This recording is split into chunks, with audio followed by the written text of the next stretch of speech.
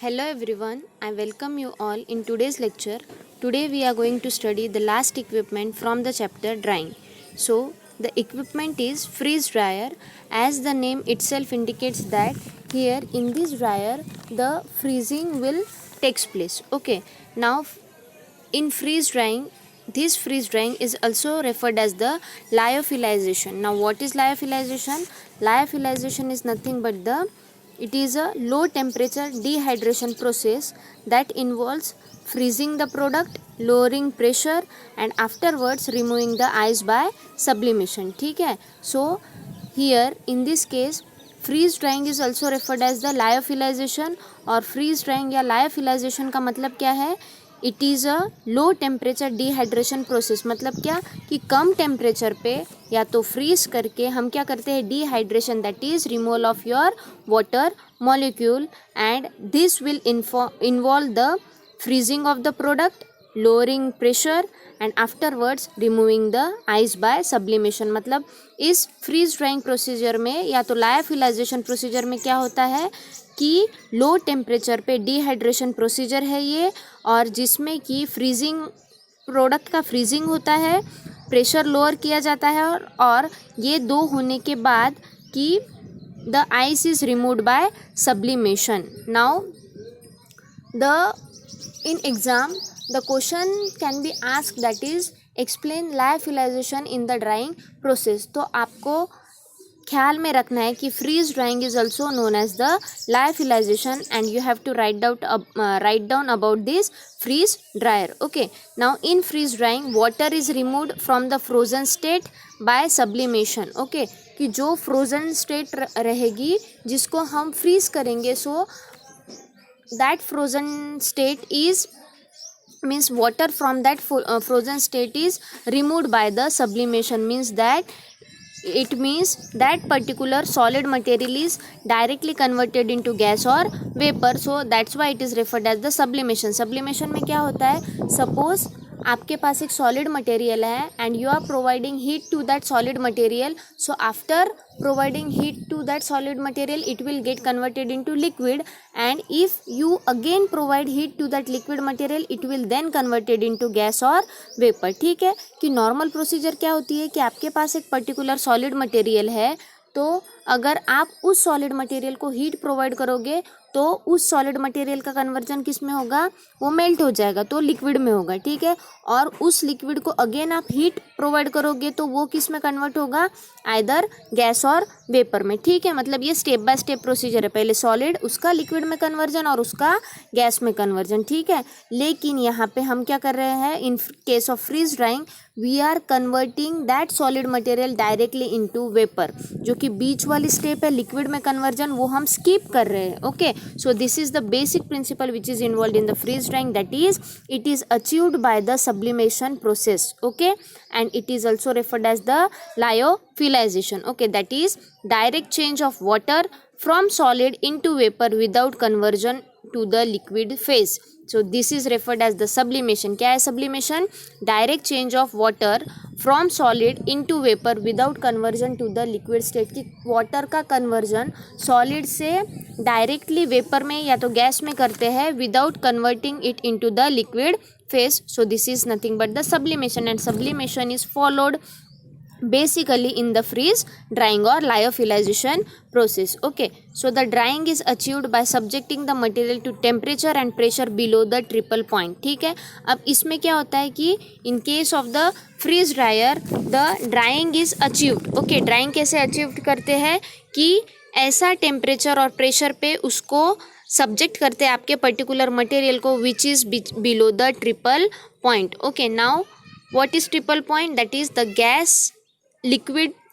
Okay, so here three phases are there, gas, liquid and solid. Okay, so gas, liquid and solid triple phase of water corresponds to the minimum pressure at which liquid water can exist. ठीक है कि ये ऐसा minimum pressure रहता है कि जिस पे liquid water can exist. Okay, so at pressures below the triple point. अब क्या पढ़ रहे हैं हम कि ड्राइंग कैसे अचीव होगी कि ऐसा टेम्परेचर और प्रेशर दो उसको which can be below the triple point, क्योंकि हमें आप यहाँ पे लिक्विड फेज अचीव करनी है क्या, नहीं करनी, डायरेक्टली सॉलिड मटेरियल को कन्वर्ट करना है हमको गैस या वेपर में. Okay, so at pressures below the triple point solid ice when heated at constant pressure is converted directly in the water vapour and which is referred as the sublimation. ठीक है, मतलब हमें उसका sublimation करने के लिए, मतलब आपके सॉलिड मटेरियल को डायरेक्टली वेपर, वाटर वेपर में कन्वर्ट करने के लिए आपको क्या करना पड़ेगा,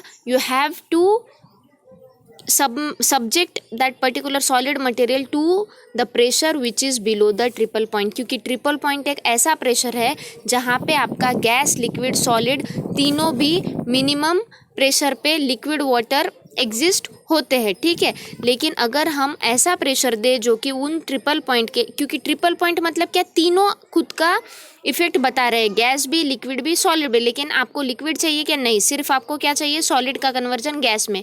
सो you have to provide the pressure which is below the triple point. ठीक है, अब ऐसा प्रेशर आपने अप्लाई किया which is below the triple point, मतलब क्या है, in that case that solid ice if heated it will get converted into the water vapor which is referred as the sublimation. मतलब ultimately अब यहाँ पे क्या हो रहा है आपका, your drying is achieved. Okay, so under this condition, that is under the pressure or temperature below the triple point, any heat transferred is used as the latent heat and ice sublimes directly into the vapor state which is required. अब यहाँ पे क्या चाहिए आपको, what is essential here, here the conversion of your solid material into water vapor is essential. So you can achieve the conversion of solid material into the gaseous by maintaining the pressure below the triple point. Okay, so this is about the principle of your freeze dryer. Okay, so next is the construction. Okay, the construction is again simple because freeze dryer consists of the drying chamber in which trays are locked. ठीक है, यहाँ पे क्या है, so this is nothing but the drying chamber. So in this drying chamber the trays are provided. Okay, trays में क्या करेंगे आप, you have to spray the material. Okay, and इसके पहले जो हमने ड्रायर्स पढ़े थे उसमें the heat is transfer by the mechanism of conduction. लेकिन in case of the freeze dryer no direct heat is exchange. So means यहाँ पे क्या होता है, the heat is exchange through radiations. जो भी रेज है वो rays through the heating coil is provided into that particular system. Okay, so here heat supply is in the form of radiation source, that is example is heating coil. Okay, so vapor condensing and adsorption system, that is vacuum pump or steam ejector और both. ठीक है, यहाँ पे क्या है कि condensing, जो vapour condensing होता है उसके लिए क्या प्रोवाइडेड है यहाँ पे, vacuum. Okay, so here the vacuum, the condensers are there. Okay, so यहाँ पे क्या है, ये फ्रोजन सब्सटेंसेस जो भी रहेगा जिसको आप फ्रीज करोगे, ये आपका डोअर है. These are the heated shelves जो कि कॉइल से हीट होगी through the radiation. Okay, so this is the simple construction of your freeze dryer. Then working. Okay, now here the working is carried out basically in the 5 steps. Okay, so first is the preparation and pre-treatment. Second is the pre-freezing for solidifying the water. Okay, first step क्या है आपका, preparation and pre-treatment. Second, pre-freezing for solidifying the water. Third is the primary drying which involves the sublimation of ice under vacuum.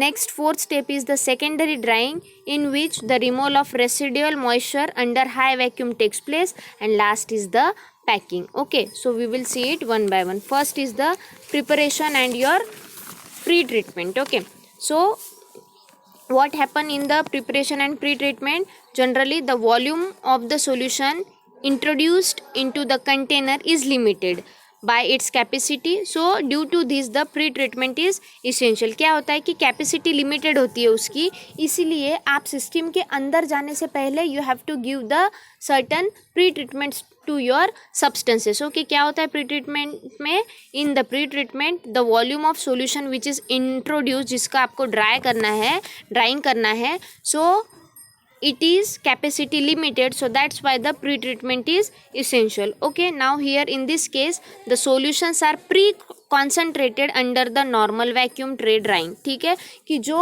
आपको अंदर treatment देनी है उसको, तो वो बाहर दो उसको, क्या करेंगे आप उसको, you have to give the pre concentration, उसको क्या करेंगे, you have to prepare it और you have to pre concentrated it by giving it or by placing it under the normal vacuum tray drying. Okay, so this will reduce the actual drying by 8 to 10 times, because आप यहाँ पे क्या कर रहे हो, उसको pre concentrate कर रहे हो, आप उसको पहले से ही क्या कर रहे हो, नॉर्मल वैक्यूम से उसको एक्सपोज कर रहे हो नॉर्मल वैक्यूम में, ठीक है, तो जिसके वजह से क्या होगा, वो ऑलरेडी प्री कॉन्सेंट्रेट हो जाएगा उसका. So this will reduce the drawing from by 8 to 10 times. Okay, so this is the benefit of your pre treatment, कि जो आप एफर्ट्स उसको अंदर ले रहे हो उसके वजह से क्या होगा, आपका रेट ऑफ ड्राइंग भी कम होगा और उसके बाद क्या होगा, आपका टाइम ऑफ ड्राइंग भी बढ़ेगा. Okay, so that's why to avoid this problems you have to give the pre treatment for enhancement of the rate of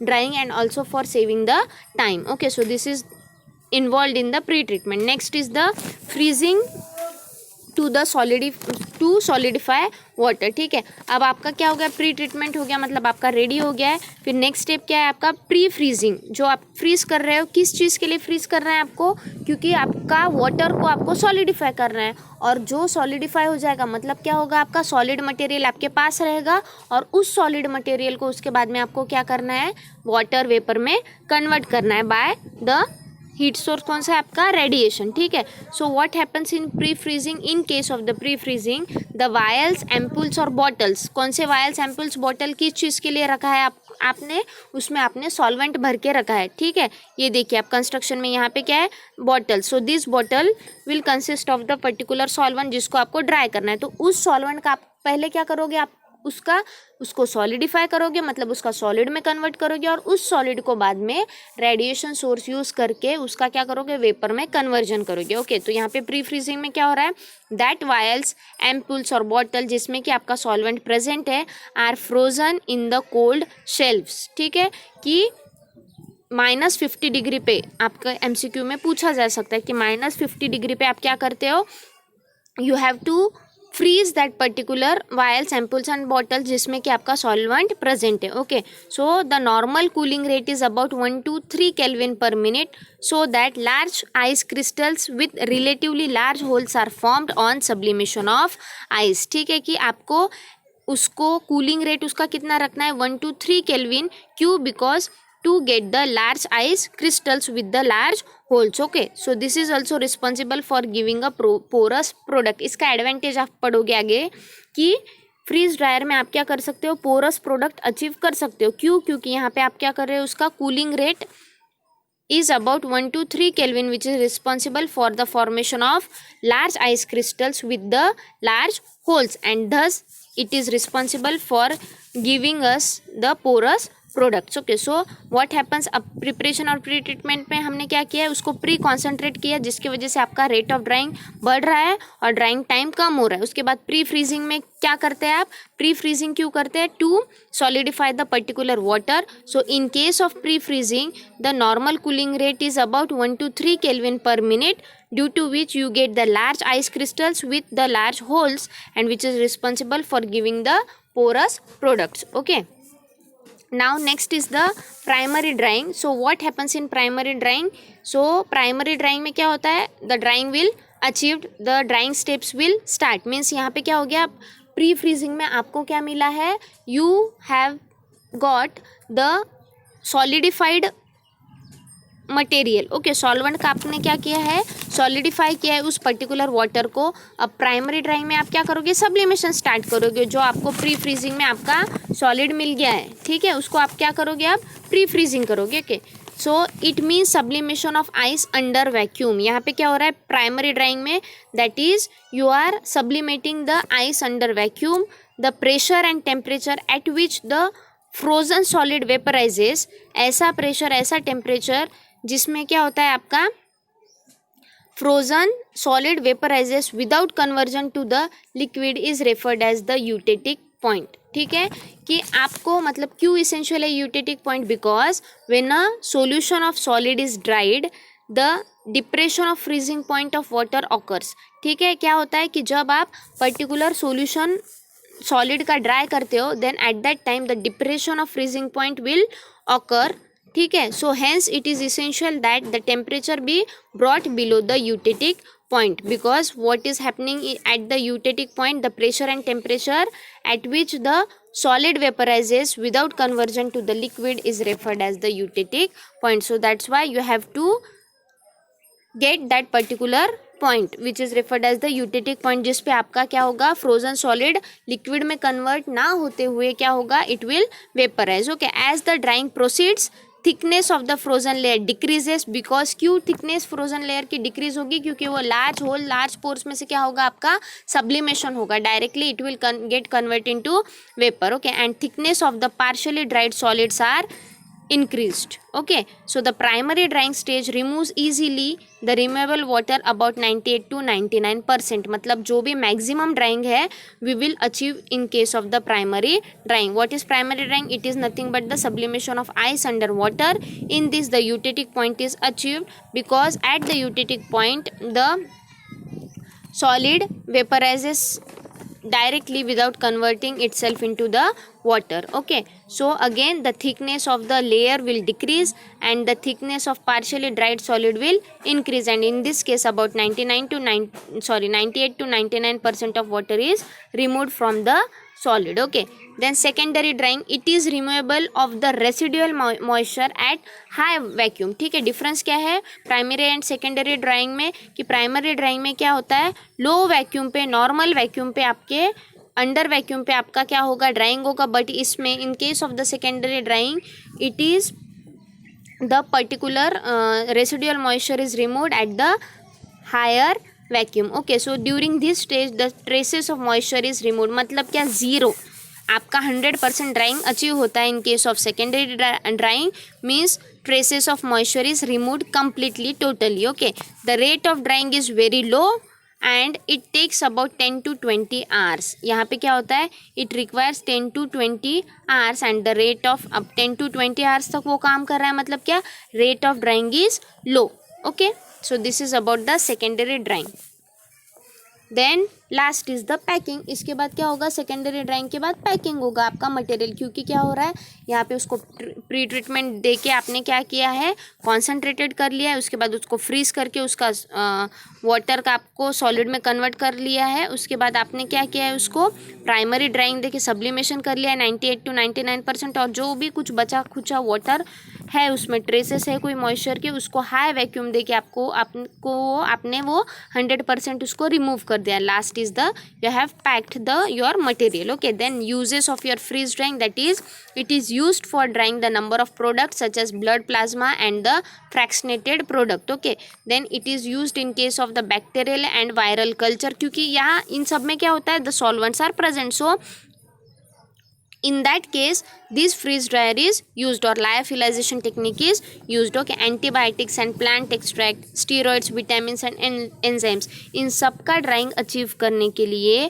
lyophilization करने के लिए you have to use the freeze dryer. Okay, advantages, thermolabile substances can be dried, then moisture level can be kept as low as possible. Okay, why? because यहाँ पे एक तो radiation source है. Okay, then product is porous and uniform, जो भी final product है वो क्या है, पोरस एंड यूनिफॉर्म. क्यों? क्योंकि during the freeze drying you are maintaining the temperature at 1 to 3 Kelvin per minute, so that's why it will lead in the formation of large porous substances. Okay, uniform product. Okay, material can be dried in its final container such as a single dose and multiple dose. जो भी final dose है जिसका आपका material जो भी container में field है, या तो वो सिंगल डोज में होगा या तो मल्टीपल डोज में होगा. ठीक है, so single dose multiple dose में जो भी होगा it can be dried by using this freeze dryer. Okay, disadvantages, the product is prone to oxidation, product का डिकम्पोजिशन हो सकता है, वो it can undergo oxidation. Okay, then therefore the product should be packed in the vacuum or the using inert gases, जिसकी वजह से उसका ऑक्सीडेशनल degradation ना हो उसके लिए. Okay, so this is the preventive measure. Then equipment and running cost is very high, then the period of drying is very high, time can not be shorten because of the secondary dryer, जिसको आपको ज़्यादा time लग रहा है. Okay, secondary drawing में कितना time लग रहा है आपको? 10 to 20 hours. मीन्स हियर क्या, rate of drying is slow and it will consume the more time. Okay, so this is all about the drying chapter and freeze dryer. It is important from the drying chapter, and freeze drying is also referred as the lyophilization. Thank you.